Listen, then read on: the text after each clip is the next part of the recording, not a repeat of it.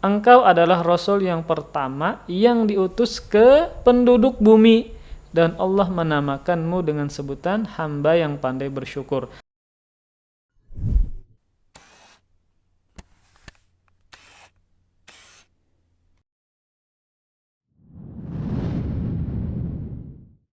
Bismillahirrahmanirrahim. Assalamualaikum warahmatullahi wabarakatuh. Alhamdulillahi rabbil alamin, wal aqibatu lil muttaqin, wala haula wala quwwata illa billahil aliyyil azim. Amma ba'du. Alhamdulillah, marilah kita sama-sama bersyukur kepada Allah Subhanahu wa taala. Allah masih memberikan banyak kebaikan, banyak kenikmatan dan anugerah yang wajib kita syukuri kepada Allah Subhanahu wa taala. Ketika kita mensyukuri kebaikan atau nikmat tersebut, maka pasti Allah Subhanahu wa taala akan menjaga nikmat yang sudah ada agar jangan hilang, dan juga pasti Allah Subhanahu wa taala akan menambah nikmat-nikmat yang lain. Nah, termasuk kandungan syukur kita kepada Allah adalah dengan membawa nikmat tersebut ke dalam ketaatan kepada Allah Subhanahu wa taala. Seperti kita masih diberikan kesehatan, ya, nikmat yang luar biasa. Kemudian kita bawa nikmat tersebut dalam menuntut ilmu agama, menghafal Al-Quran, membaca Al-Quran, berzikir kepada Allah Subhanahu wa taala, dan ibadah-ibadah yang lain. Kemudian salawat serta salam semoga selalu terhaturkan kepada junjungan kita Nabi besar Muhammad sallallahu alaihi wasallam, dan kepada para keluarga, para sahabat, dan para pengikut beliau sampai hari kiamat. Amin ya rabbal alamin. InsyaAllah di pagi kali ini kita akan meneruskan pembahasan kita tentang kisah Nabi Nuh alaihissalam. Yang lebih spesifiknya kita akan menjelaskan bagaimana metode dakwah Nabi Nuh alaihissalam. Di pertemuan sebelumnya, ya, kita menyebutkan bahwa di dalam banyak surah, ya, Allah Subhanahu wa taala menyebutkan kisah Nabi Nuh alaihissalam, entah di surah Al-Qamar, Al-Mu'minun, surah Hud, surah Al-A'raf. Bahkan di dalam surah tersebut ada nama surah Nuh. Itu menunjukkan betapa banyak pelajaran yang bisa kita ambil, ya. Jadi disebutkan di beberapa surah dalam Al-Quran, itu menunjukkan cerita tersebut menarik. Cerita tersebut harus kita pelajari sehingga kita bisa amalkan dalam kehidupan kita. Di dalam Al-Quran Allah Subhanahu wa taala mengatakan faqasusil qasasa la'allahum yatafakkarun. Kata Allah Subhanahu wa taala, maka ceritakanlah kisah-kisah tersebut, mudah-mudahan mereka berfikir. Dan juga firman Allah Subhanahu wa taala, laqad kana fi qisasihim ibratun liulil albab ma kana haditsan yuftara. Sungguh pada kisah-kisah mereka terdapat pelajaran bagi orang-orang yang mempunyai akal. Cerita tersebut, ya, bukanlah cerita yang dibuat-buat atau dikarang-karang. Maka wajib kita imani bahwa cerita tersebut benar adanya dan terjadi secara fakta. Ini berbeda dengan orang-orang liberal, ya, di zaman sekarang, yang mana mereka mengikuti orang musyrikin terdahulu, mengatakan cerita di Al-Quran adalah dongeng orang-orang terdahulu, atau mereka mengatakan adalah fiktif, bukan cerita nyata, hanya sebatas dongeng saja. Bahkan di antara mereka ada yang menulis sebuah tulisan yang berjudul Al-Quran dan Spider-Man. Maksudnya apa? Nah, orang liberal ini, ya, membandingkan cerita di Al-Quran sama dengan cerita Spider-Man, yang hanya sebuah kisah fiktif, bukan nyata, sebuah dongeng saja. Wa'iyadzubillah. Maka ini adalah sebuah bahaya, sebuah keburukan yang besar tatkala dia meyakini bahwa cerita di dalam Al-Quran hanya sebuah kisah fiktif, bukan nyata. Padahal kisah-kisah tersebut Allah katakan maka haditsan yuftara, bukanlah cerita yang dibuat-buat, bukanlah kisah yang dikarang-karang, namun fakta memang benar demikian dan terjadi. Maka wajib kita imani bahwa cerita-cerita tersebut memang terjadi pada zaman dahulu. Tentang surah Nuh di dalam Al-Quran, Allah sebutkan, ya, dan Allah turunkan kisah Nabi Nuh ketika Rasul berada di kota Mekkah sebelum Nabi berhijrah ke kota Madinah. Dan ketika itu orang-orang musyrikin, ya, menjadi-jadi gangguannya, hinaannya kepada Rasul dan para sahabat. Nah, Allah turunkan surah Nuh agar hati Rasul dan para sahabat teguh, sabar, dan tetap berjuang dalam dakwahnya. Allah kisahkan dalam surah Nuh bahwa bukan cuma engkau wahai Muhammad yang demikian. Nabi-nabi terdahulu pun termasuk Nabi Nuh alaihissalam juga diganggu, dihina, ya, sangat sabar dalam berdakwah. Maka Allah menurunkan surah Nuh agar Nabi dan para sahabat hatinya kokoh, hatinya teguh dan bisa bersabar. Firman Allah Subhanahu wa taala, wa kullan naqussu 'alaika min amba'ir rusul ma nuthabbitu bihi fuadak. Dan semua kisah dari rasul-rasul kami ceritakan kepada kamu wahai Muhammad. Untuk apa? Ma nuthabbitu bihi fuadak. Dengan kisah-kisah tersebut kami teguhkan hatimu, kami mantapkan, kami tegarkan hatimu agar engkau bisa bersabar, agar engkau bisa melanjutkan dakwah, melanjutkan perjuangan. Karena bukan cuma engkau yang diperlakukan demikian, Nabi Nuh pun juga demikian. Bahkan Allah Subhanahu wa taala di dalam Al-Qur'an menyuruh Rasul sallallahu alaihi wasallam agar sabar. Firman Allah Subhanahu wa taala di surah Al-Ahqaf ayat 35, "Fasbir kama sabara ulul azmi minar rusul." Sabarlah wahai Muhammad sebagaimana sabarnya para nabi ulul azmi, para rasul ulul azmi yang Allah berikan gelar dengan sebutan ulul azmi, yang hati mereka teguh, hati mereka tegar dan sangat sabar. Maka inilah salah satu hikmah berulang-ulangnya cerita Nabi Nuh, kisah Nabi Nuh alaihissalam, agar Rasul dan para sahabatnya bisa mengambil pelajaran dari kisah tersebut. Kemudian para pemirsa sekalian, kita di pertemuan sebelumnya juga menjelaskan tentang 4 keistimewaan dari Nabi Nuh alaihissalam. Yang pertama adalah beliau termasuk salah satu nabi yang memiliki usia yang sangat panjang. Memang kita ketahui bahwa para nabi terdahulu ya memang usianya panjang-panjang. Namun tidaklah disebutkan secara sedikit detail berapa usia mereka kecuali cuma Nabi Nuh alaihissalam. Nah, kita bisa memperkirakan berapa usia Nabi Nuh alaihissalam dalam firman Allah Subhanahu wa taala berikut ini di surah Al-Ankabut ayat 14. Firman Allah Subhanahu wa taala, "Walaqad arsalna Nuhan ila qaumih falabitha fihim alfasanatin illa 50 ama fa akhadhahum at-tufan wa hum zalimun." Kata Allah Subhanahu wa taala, dan sungguh kami utus Nuh kepada kaumnya, lalu dia Nuh tinggal bersama kaumnya dalam rangka mendakwahi mereka selama 1000 kurang 50 tahun. Lalu mereka ditimpakan banjir besar karena tidak beriman, wahum zalimun, dan mereka dalam keadaan zalim, ya, karena tidak mau beriman kepada Allah Subhanahu wa taala. Nah, dari ayat ini kita bisa memperkirakan berapa usia dari Nabi Nuh alaihissalam. Nah, dakwah beliau atau masa dakwah beliau saja adalah 950 tahun. Maka berapa total semua usia beliau?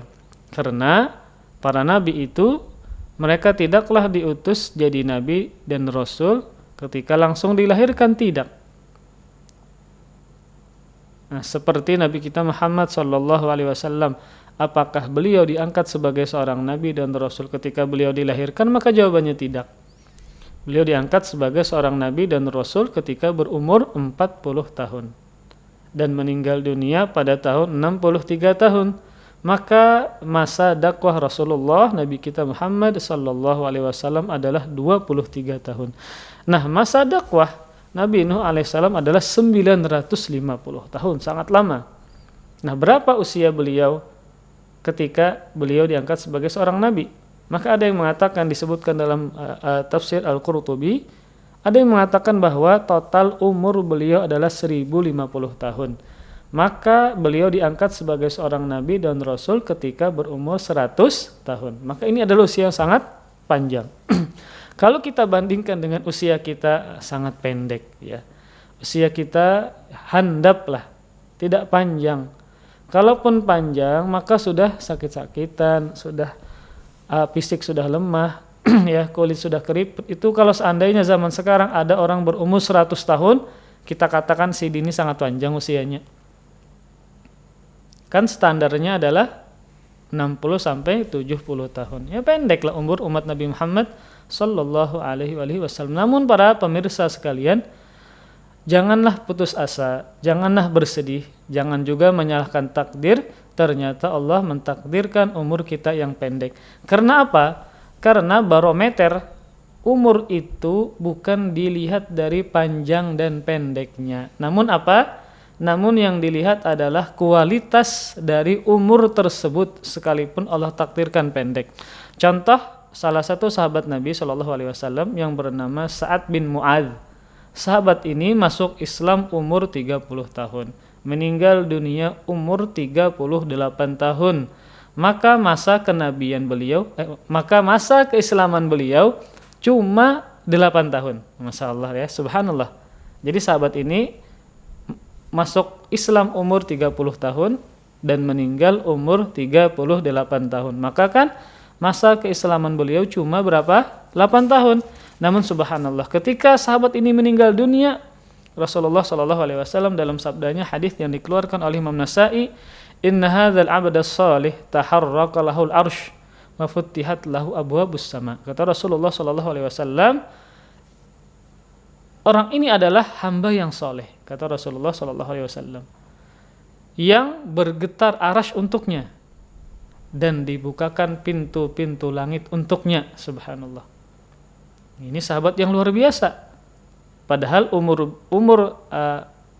beliau ketika masuk Islam 30, meninggal umur 38. Berarti kan pendek, masa keislamannya cuma 8 tahun. Namun ketika sahabat ini meninggal dunia, saking mulianya mampu menggetarkan arasy Allah Subhanahu wa taala yang sangat besar dan mampu membuat pintu-pintu langit terbuka untuknya. Itu menunjukkan apa? Kualitas Islam beliau, kualitas umur beliau yang pendek itu beliau isi dengan hal-hal yang luar biasa. Keimanan, perjuangan bersama Rasulullah dan seterusnya. Padahal kan usia keislaman beliau cuma 8 tahun saja. Namun mampu menggetarkan arasy Allah Subhanahu wa taala dan membuat pintu-pintu langit terbuka untuknya ketika meninggal dunia. Maka barometer dari umur adalah dilihat dari kualitasnya. Dia gunakan untuk apa? Ya, dihabiskan untuk apa? Nah, kalau seandainya kita ditakdirkan Allah memiliki usia yang panjang dan kita isi sepanjang umur tersebut kita isi dalam ketaatan kepada Allah Subhanahu wa taala, maka tentu ini lebih baik lagi. Perhatikan sabda Rasulullah sallallahu alaihi wasallam, "Khairukum man tala umruhu wa hasuna amaluh." Sebaik-baik kalian adalah orang yang panjang umurnya lagi bagus amalannya. Kemudian keistimewaan yang kedua dari Nabi Nuh alaihissalam adalah beliau adalah nenek moyangnya manusia yang kedua. Tentu yang pertama adalah Nabi Adam alaihissalam. Nah, ketika Allah kirimkan banjir yang sangat besar, ya, yang membinasakan seluruh manusia bahkan binatang kecuali yang ikut dalam kapal.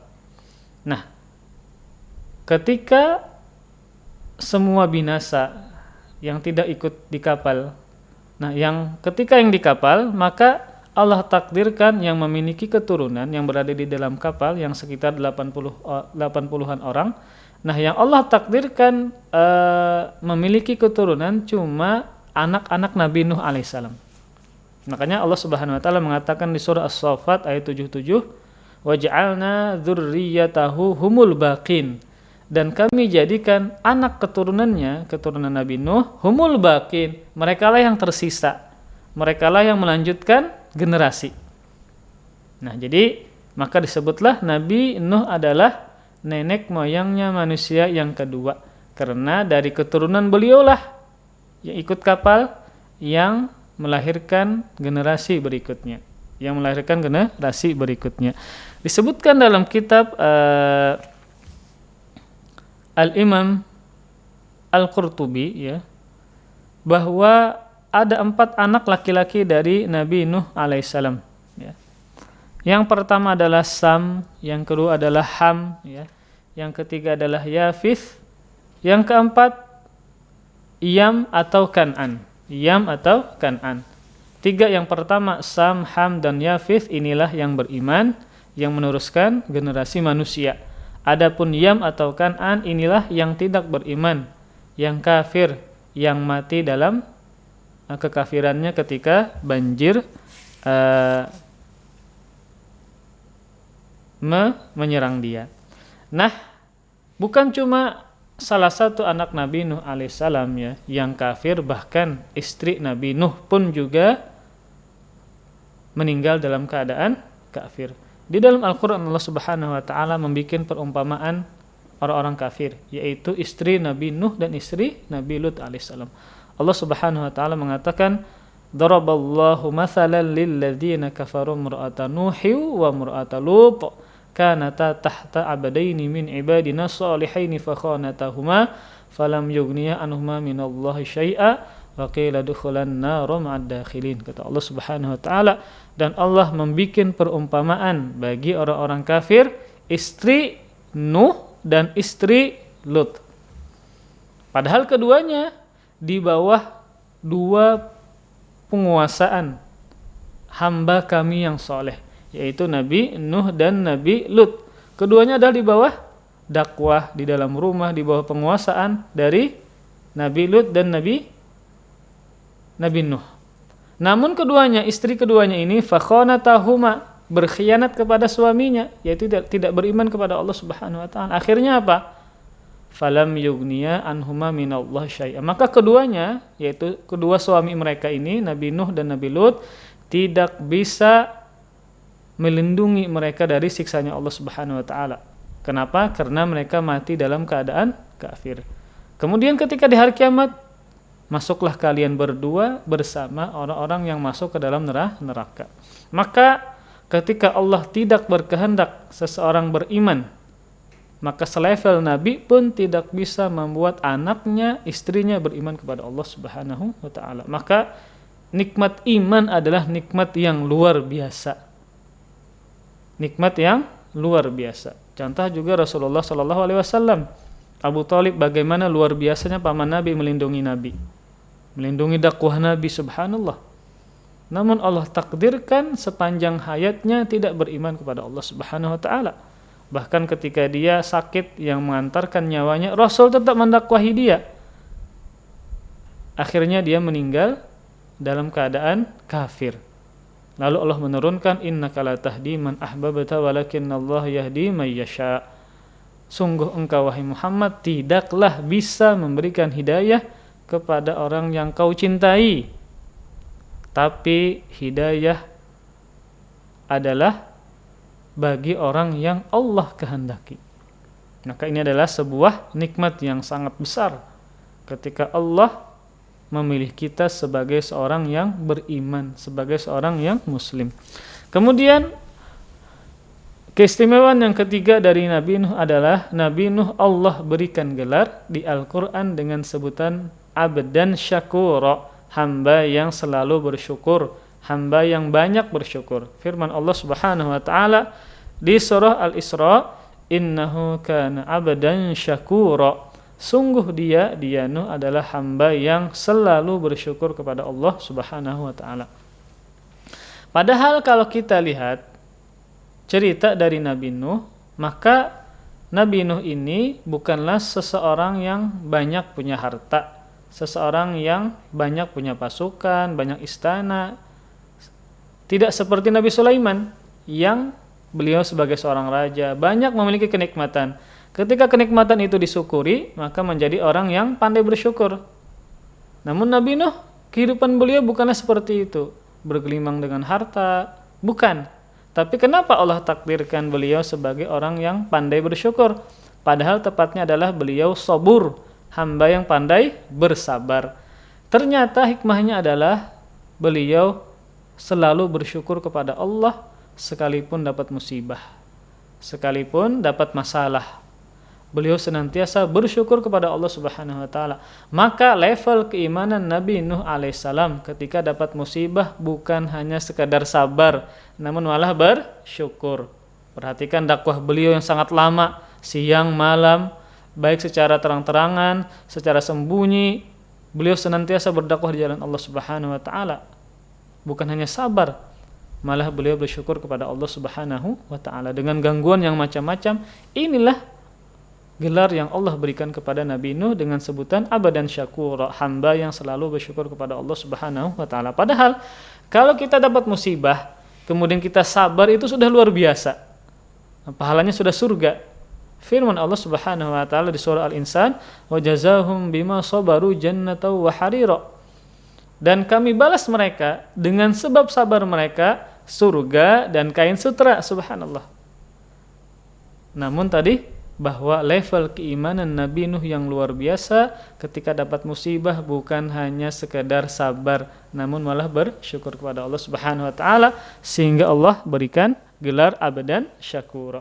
Nah, gelar inilah juga yang ingin diraih oleh Rasulullah sallallahu alaihi wasallam.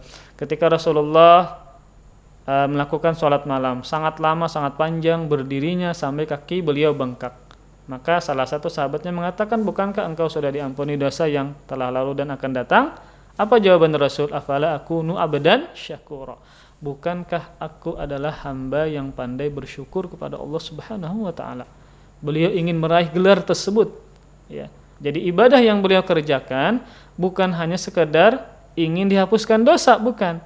Namun yang beliau kerjakan demikian, walaupun bengkak tetap mengerjakan sholat malam, untuk menunjukkan beliau adalah hamba yang pandai bersyukur kepada Allah Subhanahu wa taala. Karena ini adalah gelar yang sangat mulia. Yang sangat mulia. Kemudian terakhir, keistimewaan Nabi Nuh adalah beliau adalah rasul yang pertama yang Allah utus ke permukaan bumi. Dalilnya sangat jelas, yaitu tentang cerita atau kabar dari Rasulullah SAW tentang kondisi manusia di padang mahsyar. Ini disebutkan dalam Sahih Bukhari. Jadi ketika di padang mahsyar, ya sangat lelah, sangat capek, sangat kesulitan, huru-hara luar biasa, maka manusia mendatangi para nabi untuk minta syafaat. Ketika mereka mendatangi Nabi Nuh, apa alasan mereka datang kepada Nabi Nuh? Mereka mengatakan dalam Sahih Bukhari, ya Nuh, anta awwalur rusul ila ahlil ardi wa sammakallahu abdan syakura. Wahai Nuh, engkau adalah rasul yang pertama yang diutus ke penduduk bumi dan Allah menamakanmu dengan sebutan hamba yang pandai bersyukur. Ini sangat jelas hadisnya bahwa mereka mengatakan, ya Nuh, anta awwalur rusul. Wahai Nuh, engkau adalah rasul yang pertama. Maka rasul yang pertama bukan Nabi Adam. Nabi Adam hanya sebatas nabi dan bukan rasul. Kalau Nabi Nuh, nabi sekaligus rasul. Kemudian apa bedanya antara nabi dan rasul? Nah, di antara perbedaannya adalah nabi itu ketika diutus maka umatnya tidak menentang dia, maka kaumnya tidak menentang dia. Perhatikan cerita Nabi Adam.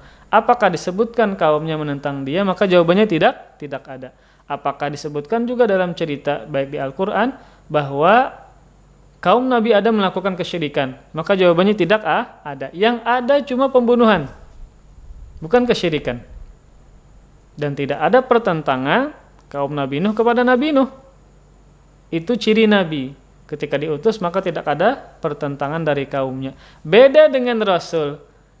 Ketika diutus maka ada pertentangan dari kaumnya.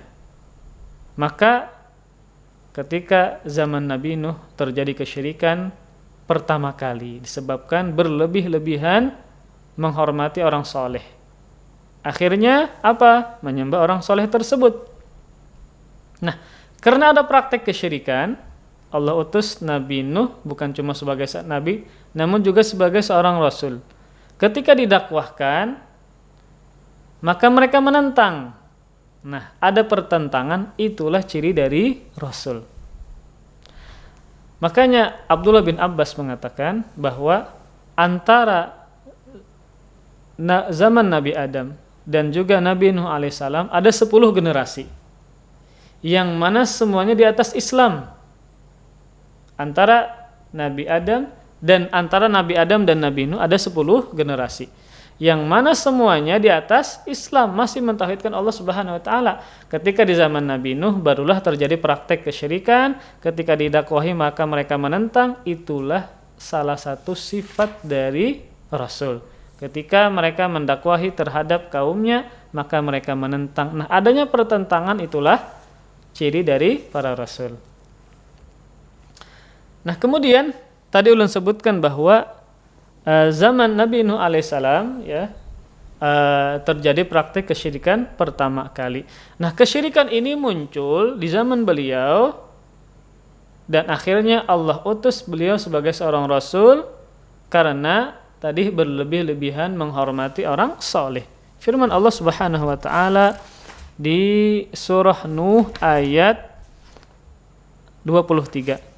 Wa qalu la tadharunna alihatakum wa la tadharunna waddaw wa la suwa'an wa la yaghuth wa ya'uq wa nasra. Allah berfirman menghikayatkan perkataan kaum Nuh. Dan mereka mengatakan, janganlah sekali-kali kalian tinggalkan penyembahan terhadap Tuhan-Tuhan kalian.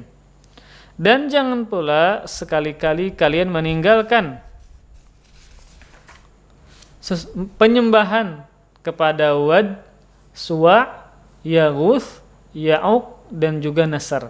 Maka 5 orang inilah orang saleh, orang baik yang mana akhirnya disembah. Perhatikan Abdullah bin Abbas, sahabat Nabi SAW, tentang kelima orang ini. Siapa dia?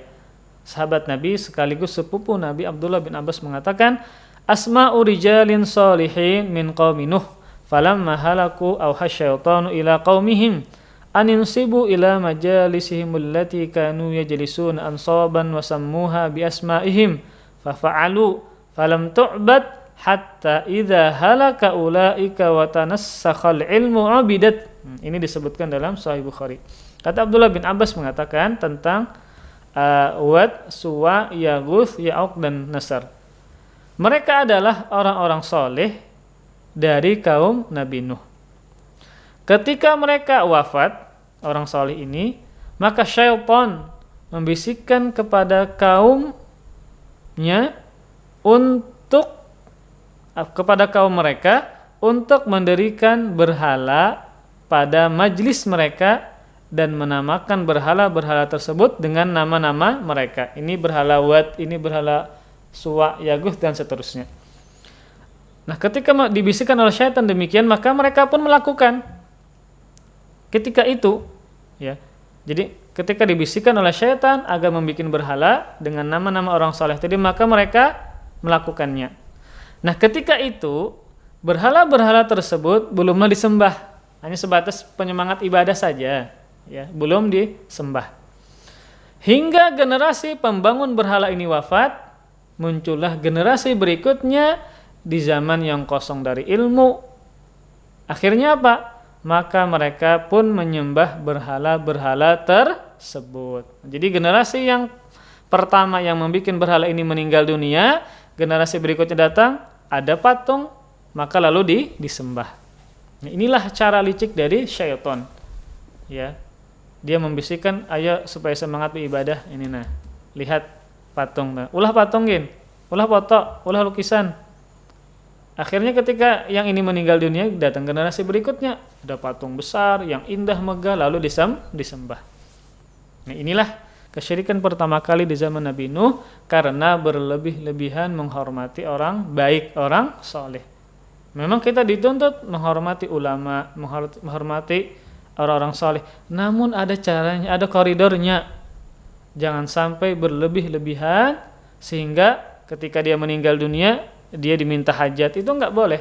Makanya orang-orang saleh ini ketika dia hidup dia tidak disembah, dia tidak diminta hajat, diminta pertolongan, enggak. Tapi ketika meninggal dunia baru minta hajat, ya, bertawasul, minta pertolongan, minta rizki. Ketika dia meninggal dunia. Dan bukan cuma di zaman Nabi Nuh, zaman Rasulullah, zaman Nabi kita Muhammad SAW pun juga demikian.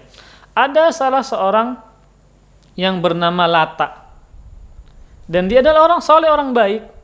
Ketika jamaah haji datang, dia menyiapkan roti, dia mengadonan sendiri, kemudian apa? Membagikan roti kepada jamaah tersebut. Orang baik.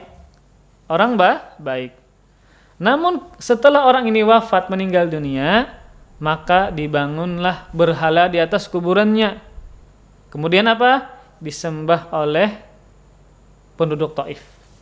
Oleh penduduk Taif di kota Taif sendiri. Ini disebutkan di kitab Tafsir At-Tabari. Jadi seperti itu. Maka disebutlah berhala itu namanya Lata. Kan ada 4 berhala yang besar di jazirah Arab yang disembah. Ada Hubal, ada Manat, ada Lata, dan ada Uzza. Nah, Lata ini adalah nama orang saleh. Ketika dia meninggal dunia, dibangun berhala di atas kuburnya dan diletakkan di Taif, kemudian disembah oleh penduduknya. Makanya Rasulullah SAW memperhatikan masalah ini. Tentang kuburan misalnya, banyak sekali larangan Rasul seputar kuburan. Untuk apa? Agar menjaga jangan sampai kaum muslimin menyembah kepada kuburan tadi, meminta hajat kepada kuburan tadi. Rasul melarang kita untuk menulis di kuburan.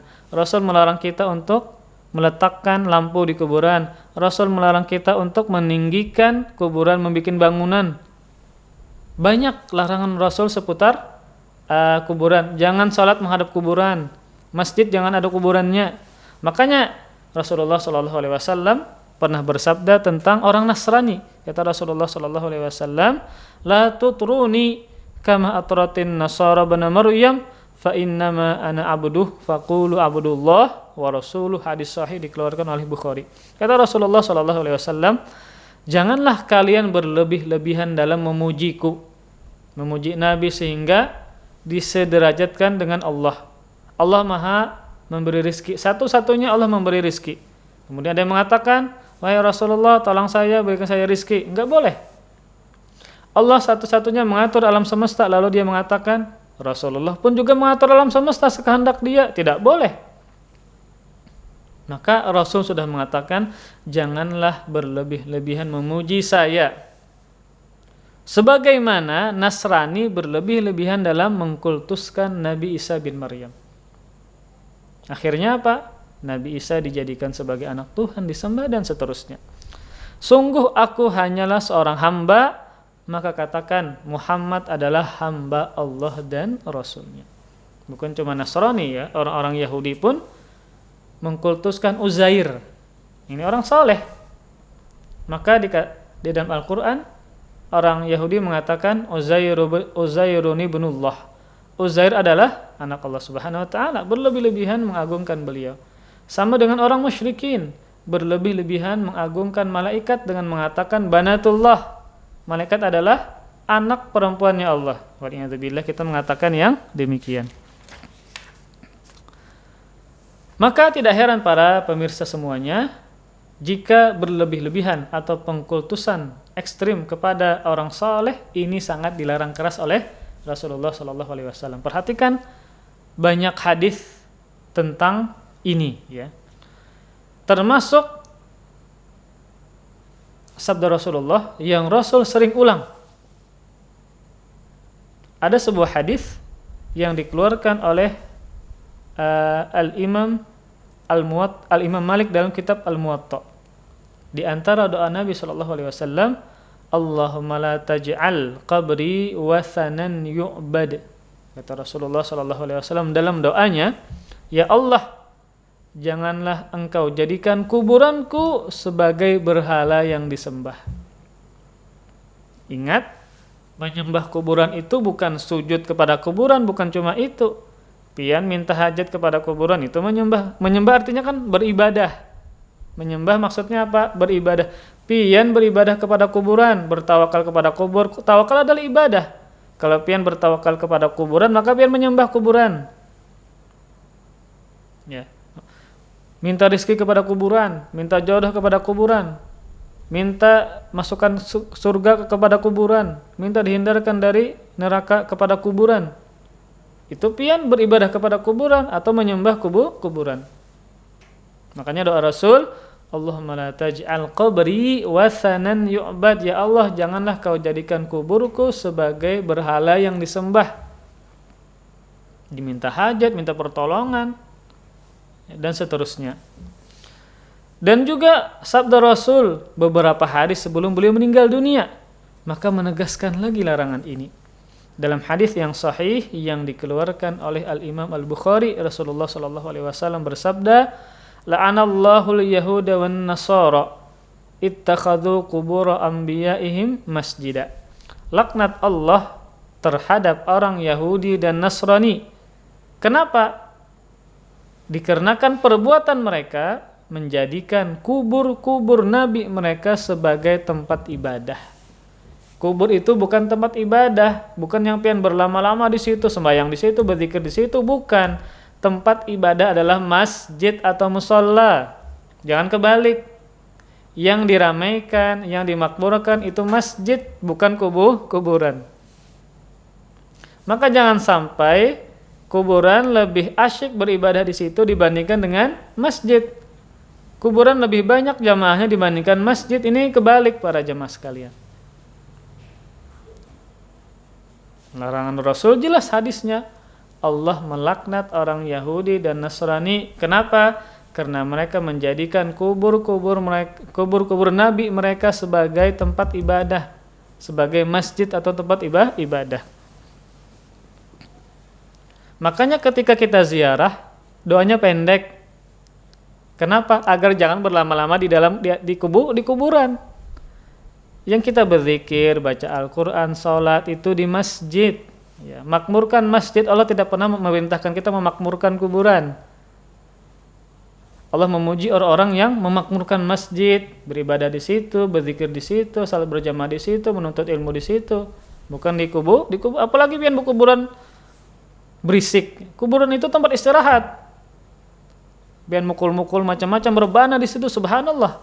Orang kasihan dikubur ya.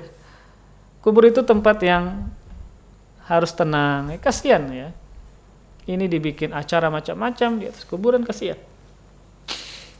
Makanya juga ya ketika sebagian sahabat berhijrah ke Habasyah, ya di antaranya adalah Ummu Salamah dan Ummu Habibah. Mereka berhijrah ke Habasyah. Nah, mereka melihat patung-patung atau lukisan di gereja. Maka apa tanggapan Rasul? Perhatikan, inna ulaika idza kana fihim ar-rajulus shalih famata banau ala qabrihi masjidan wa sawwaru fihi tilkas suwar ulaika syirarul khalqi indallah. Hadis ini dikeluarkan oleh Al-Imam Al-Bukhari. Kata Rasulullah SAW, memang demikianlah perbuatan mereka. Jika seorang soleh di kalangan mereka meninggal, maka mereka membangun bangunan di atas kuburnya sebagai apa? Tempat ibadah. Jadikan tempat ibadah. Lalu mereka lukis dengan lukisan-lukisan tersebut. Sungguh mereka adalah makhluk terburuk di sisi Allah Subhanahu wa ta'ala. Ada orang soleh meninggal di kalangan Nasrani, lalu dibikin bangunan tempat ibadah, lalu dibikin lukisan supaya semangat. Ya nggak boleh. Bikin patung nggak boleh. Ya. Jadi inilah yang dikhawatirkan oleh Rasulullah SAW terhadap umatnya, dan itu memang terjadi ya. Makanya hal-hal yang berkaitan dengan kuburan, hal-hal yang berkaitan dengan larangan Nabi tentang kuburan kita gawi. Rasul melarang kita menulis, nisan kita tulis. Rasul menyuruh kita untuk jangan meninggikan kuburan, jangan membuat bangunan, kita gawi. Rasul melarang kita untuk meletakkan lampu di kuburan, kita letakkan lampu supaya tarang. Bahkan kamar pengantin kalah daripada kuburan, subhanallah. Ya. Mudah-mudahan Allah Subhanahu wa taala ya memberikan taufik, kemudahan untuk kita sehingga kita bisa mengamalkan perintah Nabi. Bahkan ya di antara perintah Nabi kepada salah satu sahabatnya, khalifah yang keempat, menantu Rasulullah Ali bin Abi Thalib. Apa salah satu wasiat Nabi? Apabila kamu melihat kubur yang tinggi, ratakan. Ayo, pian, subhanallah. Tapi itu susah kita kerjakan sekarang, apalagi ada undang-undangnya. Pian lalu datang bawa kapak nggak boleh, menghancurkan kuburan nggak boleh. Yang kita bisa lakukan apa? Dengan lisan kita ucapkan nggak boleh. Ya, Nabi SAW melarang demikian. Ya. Nah, jadi inilah fitnah yang terbesar, ya, yaitu berlebih-lebihan terhadap orang soleh, berlebih-lebihan mengagungkan kuburan mereka. Yang lebih parahnya lagi adalah perbuatan tersebut dianggap sebagai ibadah, dianggap sebagai suatu kebaikan, sehingga sulit untuk bertaubat. Kenapa pian ke kuburan? Minta hajat supaya terkabul. Kenapa pian ke kuburan? Ngalih nah mencari jodoh nah, ditolak terus. Kapena datang ke kuburan ada yang hakun. Akhirnya itu kan meminta kepada kuburan. Dan dia meyakini itu adalah sebuah ibadah dan itu sulit untuk dia bertobat. Beda dengan zina. Semua orang meyakini itu haram. Beda dengan tadi, ya, pengkultusan terhadap kubur-kuburan. Dia menganggap itu perkara baik, menganggap sebuah ibadahnya, maka itu sulit untuk dinasihati karena dia meyakini itu kebenaran. Berbeda dengan zina, minum khamar. Orang yang terjerumus ke dalam itu dia yakin itu adalah haram. Dia tahu itu adalah tidak boleh, ya, tapi karena nafsunya menguasai dia. Nah, kalau kita jelaskan, kita nasihati, itu mudah untuk diterima karena dia sudah meyakini duluan itu adalah perbuatan yang haram. Berbeda dengan tadi, pengkultusan berlebihan kepada orang-orang saleh, kepada kuburan, dia meyakini itu adalah sebuah ibadah, sebuah kebenaran, sehingga sulit untuk bertaubat kepada Allah Subhanahu wa taala. Nah, kemudian metode dakwah Nabi Nuh alaihissalam. Maka ada banyak sekali metode dakwah Nabi Nuh alaihissalam yang akan kita sebutkan beberapa saja yang diambil dari Al-Quranul Karim. Maka metode pertama yang akan kita sebutkan yang ditempuh oleh Nabi Nuh adalah fokus dakwah beliau adalah dakwah tauhid. Maka hendaklah ya sebagai dai, ya sebagai guru, maka fokus dakwah kita adalah tauhid. Maka jangan sampai kita merasa aman di zaman sekarang orang sudah mentauhidkan Allah semua. Ternyata enggak. Biar niat aja orang ke kuburan apa? Macam-macam niatnya. Itu menunjukkan tauhid mereka bermasalah. Minta kepada kuburan, ketika banjir datang ke kuburan, dan seterusnya. Padahal kan meminta kepada Allah Subhanahu wa taala, ya. Jadi fokus dakwah beliau adalah tauhid. Inilah metode pertama. Ketika beliau berdakwah, maka yang pertama dakwah beliau fokusnya kepada tauhid. Sesuai dengan firman Allah Subhanahu wa taala, "Ani'budullaha wattaquhu wa ati'un." Allah menghikayatkan perkataan Nabi Nuh alaihissalam, sembahlah Allah, kata Nabi Nuh. Bertakwalah kepada Allah dan taatlah kepadanya. Maka Al-Imam At-Tabari rahimahullah dalam tafsir beliau mengatakan, falabitha fihim alfasanatin illa khamsina ama yad'uhum ila tauhid wa firaqil alihati wal authan. Kata beliau Al-Imam At-Tabari, Nabi Nuh senantiasa menyuruh kaumnya, mendakwahi kaumnya agar mentauhidkan Allah Subhanahu wa taala dan agar mereka meninggalkan segala sesembahan selain Allah selama 950 tahun. Tauhid, tauhid, tauhid. Kalau berdoa hanya kepada Allah, ya, meminta hajat hanya kepada Allah, dan seterusnya.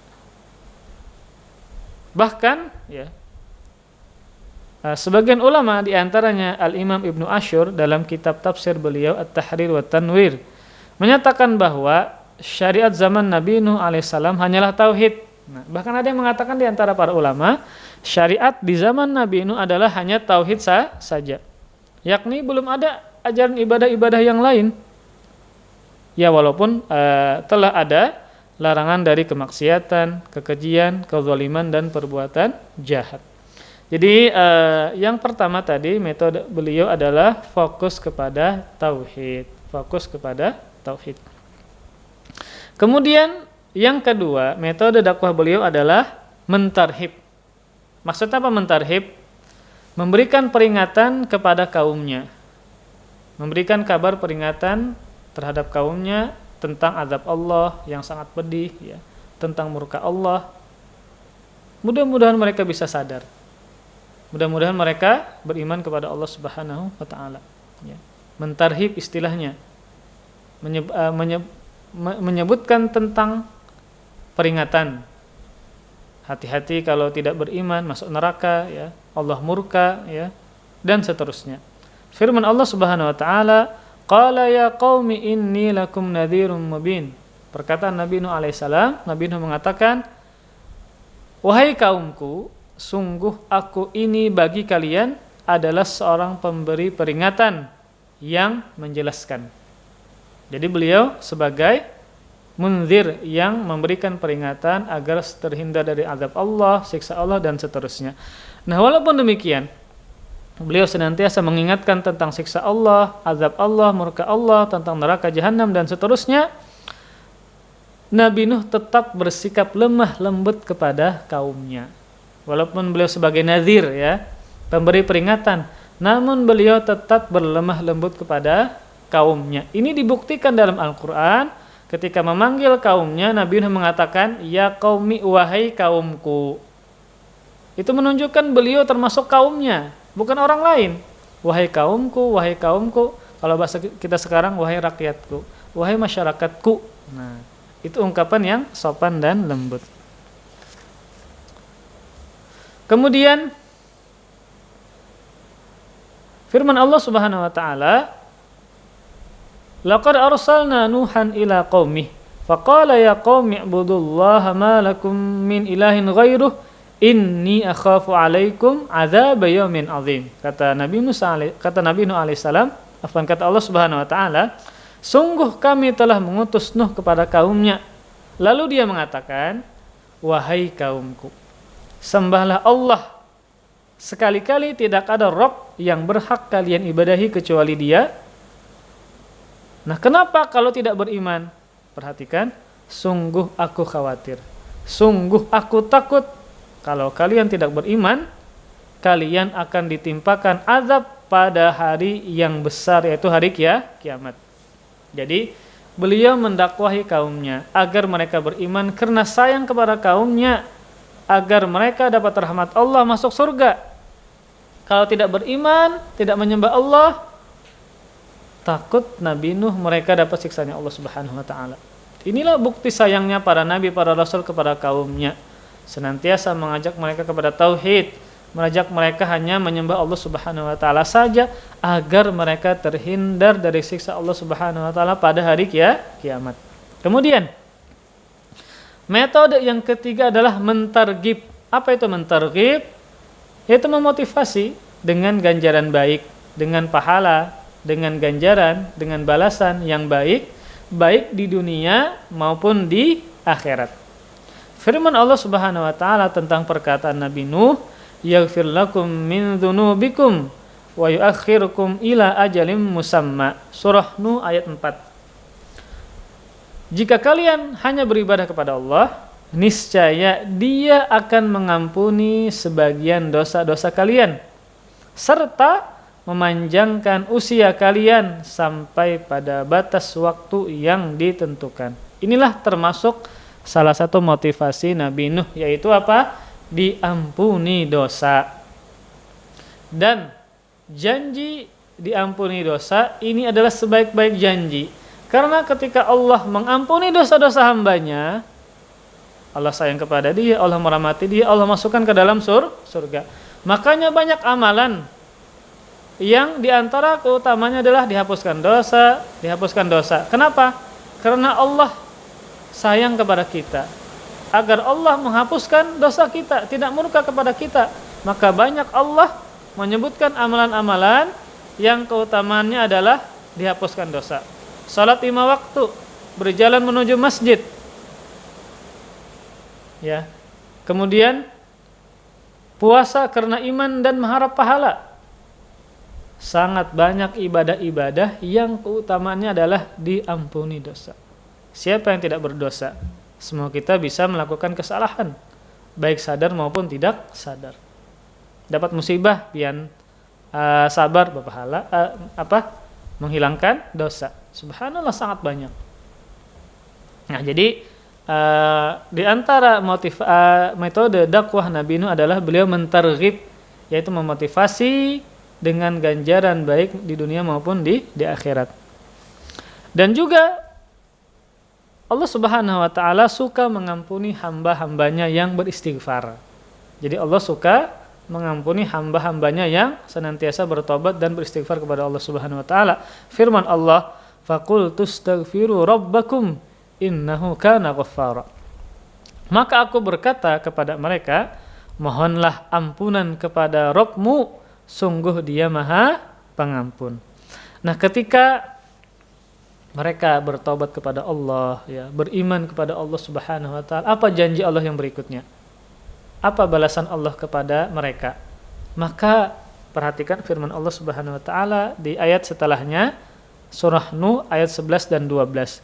Yursilis sama 'alaikum midrara wa yamdidukum bi amwali wa banina wa yaj'al lakum jannati wa yaj'al lakum anhara. Ketika mereka bertobat kepada Allah Subhanahu, meminta ampun kepada Allah, maka niscaya Dia akan menurunkan hujan yang lebat dari langit kepada kalian. Tentunya hujan rahmat, bukan hujan azab. Hujan yang membawa kegembiraan baik ke hewan ternak juga kepada manusia.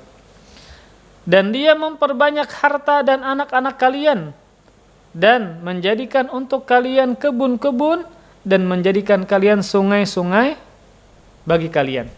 Ini menunjukkan apa? Bahwa ketika seseorang beristighfar kepada Allah, bertobat kepada Allah, maka Allah berikan penghidupan yang baik. Nah, disebutkan bahwa janji Allah ini yaitu hujan, kemudian banyak anak, banyak harta, ini sesuai dengan kondisi kaumnya Nabi Nuh alaihissalam, yang mana mereka dilanda kekeringan, dilanda kemandulan, tidak punya anak, susah mencari rizki. Allah tawarkan kepada mereka, mereka bertobat, minta ampun kepada Allah, Allah turunkan hujan rahmat, Allah banyakkan harta mereka, Allah banyakkan anak-anak untuk mereka, Allah jadikan kebun, Allah jadikan sungai-sungai mengalir di tempat mereka. Luar biasa tabsyir, kabar gembira dari Nabi Nuh alaihissalam. Namun semua itu tidak juga membuat mereka beriman kepada Allah Subhanahu wa taala. Nah, ayat ini ya disebutkan di dalam kitab tafsir Al-Mawardi. Ayat ini juga sebagai isyarat bahwa secara umum ya, semua bentuk ketaatan, salah satunya adalah istighfar, maka memiliki ganjaran akhirat dan juga ganjaran dunia. Apa ganjaran akhiratnya? Bagi orang yang melakukan ketaatan, terlebih istighfar, Allah cinta kepada dia, Allah ampuni dia, Allah berikan pahala. Kemudian apa ganjaran dunia? Perhatikan tadi, turun hujan rahmat, Allah banyakkan harta, Allah banyakkan keturunan. Makanya ada sebuah kisah ya tentang seorang imam, seorang tabi'in yang bernama sangat masyhur, Al-Imam Al-Hasan Al-Basri. Ketika orang datang kepada beliau minta solusi, "Imam, saya mandul, saya kekeringan, saya susah mencari rizki," dan macam-macam. Apa jawaban beliau? Perbanyak istighfar, perbanyak istighfar, perbanyak istighfar, bertobat kepada Allah Subhanahu wa taala. Kenapa? Dalilnya jelas. Faqultu astaghfiru rabbakum innahu kana ghaffara yursilis sama 'alaikum midrara wa yamdidkum bi amwali wa banina wa yaj'al lakum jannati wa yaj'al lakum anhara. Ketika kita bertobat kepada Allah, beristighfar kepada Allah Subhanahu wa taala, Allah menurunkan hujan kepada kita, hujan rahmat, Allah memperbanyak harta dan memperbanyak keturunan untuk kita. Maka dengan beristighfar kepada Allah Subhanahu wa taala, maka ketika pian dapat masalah, dapat musibah dan macam-macam, maka perbanyak istighfar kepada Allah Subhanahu wa taala. Kemudian di antara metode dakwah Nabi Nuh adalah yang keempat, beliau berdakwah tanpa kenal lelah, tanpa kenal letih. Perhatikan firman Allah Subhanahu wa taala, qala rabbi inni da'awtu qaumi lailaw wa nahara, surah Nuh ayat 5.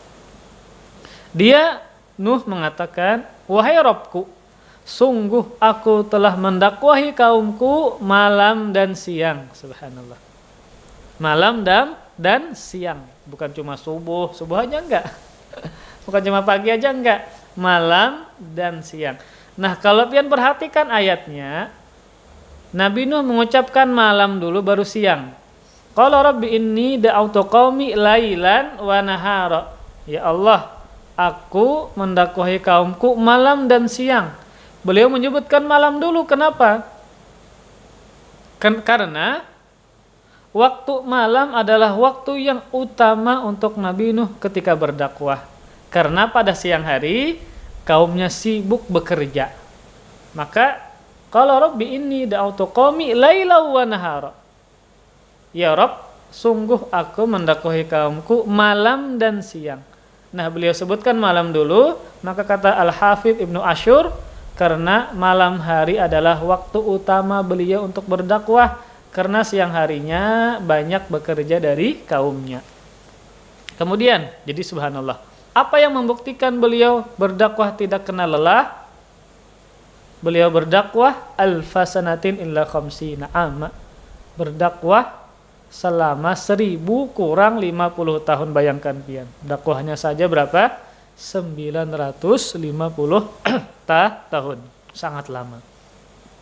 Beliau habiskan umur beliau dalam rangka berdakwah di jalan Allah Subhanahu wa taala. Ini menunjukkan keutamaan dakwah. Keutamaan dakwah.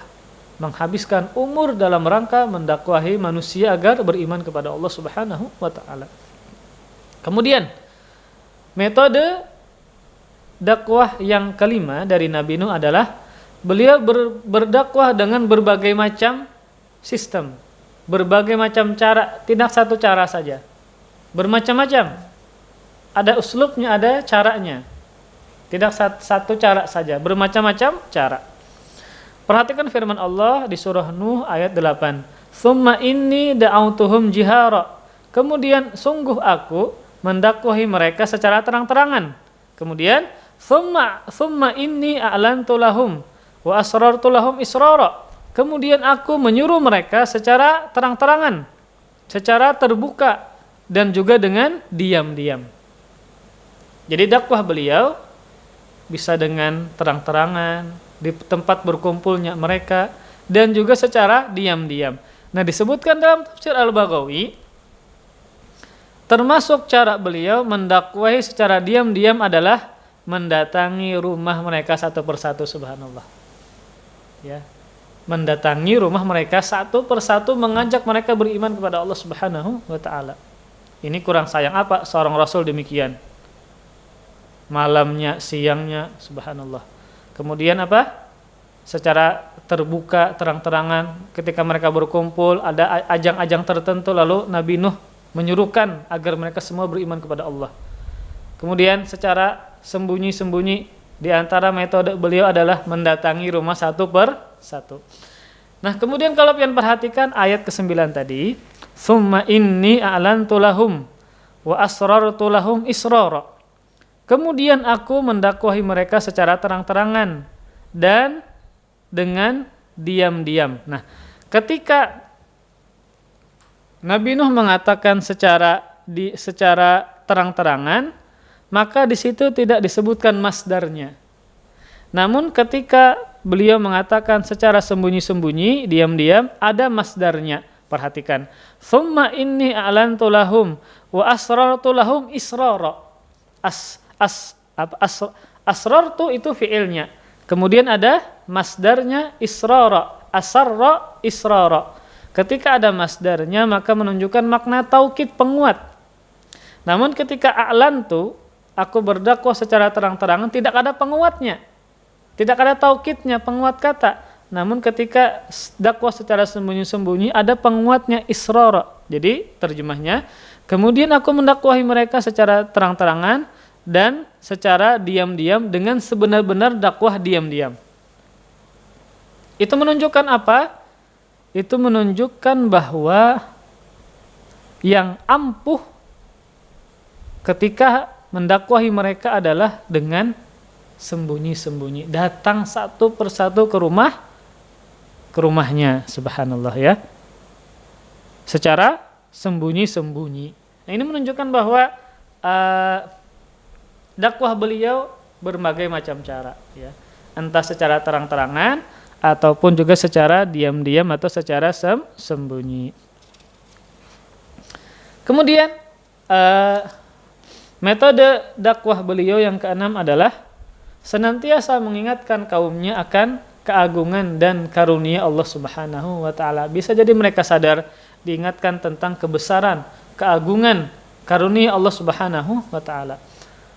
Allah mengisahkan ucapan Nabi Nuh alaihissalam di surah Nuh ayat 13 sampai 20. Ulun bacakan ya. Malakum la tarjuna lillahi waqara wa qad khalaqakum atwara alam taro kaifa khalaqallahu sab'a samawatin tibaqa wa ja'ala al-qamara fihinna nuran wa ja'ala asy-syamsa siraja wallahu ambatakum minal ardi nabata thumma yu'idukum fiha wa yukhrijukum ikhraja wallahu ja'ala lakumul arda bisata litasluku minha subulan fijaja. Kata Nabi Nuh alaihissalam, mengapa kalian tidak percaya akan kebesaran Allah? Bukankah Dia yang telah menciptakan kalian beberapa fase dari sperma, segumpal darah, segumpal daging, beberapa fase. Tidakkah kalian memperhatikan bagaimana Allah telah menciptakan 7 langit yang berlapis-lapis? Subhanallah, langit tidak ada tiangnya, namun dia tetap kokoh dan tegak. Dialah yang menciptakan pada langit bulan sebagai cahaya dan menjadikan matahari sebagai pelita. Subhanallah, ada bulan dan ada matahari, dan keduanya ini berputar secara teratur. Bayangkan kalau tidak teratur, bagaimana malam, bagaimana siang? Tidak mungkin, tidak ada yang menciptakan berputar secara teratur. Nggak mungkin dong itu tercipta begitu saja. Contoh meja ini, nggak mungkin dia pohon terpotong-potong lalu ngumpul paku lalu ngumpul seperti, nggak mungkin, pasti ada yang membuat. Apalagi alam semesta yang sangat besar ini. Ya. Nah di sini Nabi Nuh berusaha menyadarkan mereka dengan menyebutkan kebesaran Allah. Dialah yang menciptakan pada langit bulan sebagai cahaya dan menjadikan matahari sebagai pelita yang sangat terang. Allah lah yang menciptakan kalian dari tanah. Kemudian Dia pula yang akan mengembalikan kalian ke dalam tanah ketika mati, dikubur lagi kita. Serta kemudian mengeluarkan kalian dari tanah ketika hari kiamat, akan digiring dari kubur menuju padang mahsyar. Allah juga yang menghamparkan bumi untuk kalian, agar kalian dapat bepergian di atasnya sekehendak kalian. Maka di sini Nabi Nuh mengingatkan tentang kekuasaan Allah, tentang keagungan kebesaran Allah dan karunia Allah kepada kita. Dan ini adalah salah satu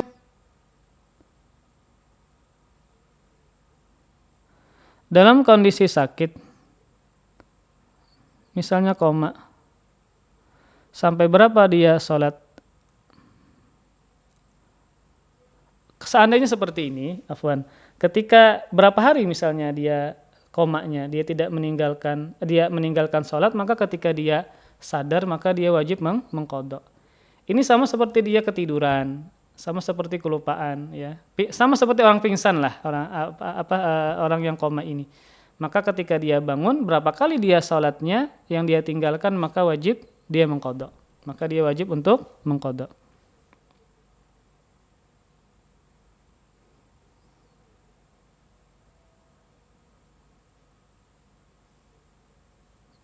Ini tentang pernikahan. Bisa disampaikan kepada ustadz yang lain, wallahu a'lam bishawab ya. Ini juga ada pertanyaan yang ulun belum tahu jawabannya ya. Nanti kita cari, ini bagus ya.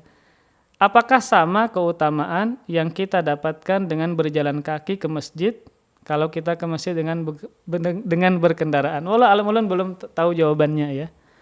Yang jelas ketika seseorang itu pergi ke masjid sekalipun dengan berkendaraan, maka ada pahalanya ya, ada pahalanya. Nah, apakah sama dengan berjalan? Ulun wallahu alam kurang tahu.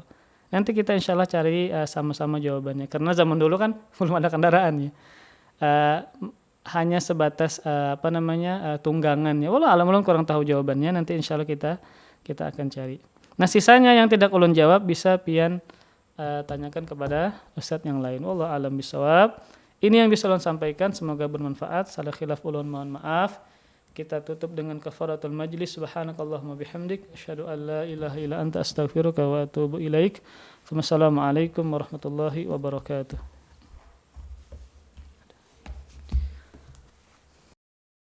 Kafaratul majlis. Subhanakallahumma bihamdik asyhadu an la ilaha illa anta astaghfiruka wa atubu ilaik. Wassalamualaikum warahmatullahi wabarakatuh.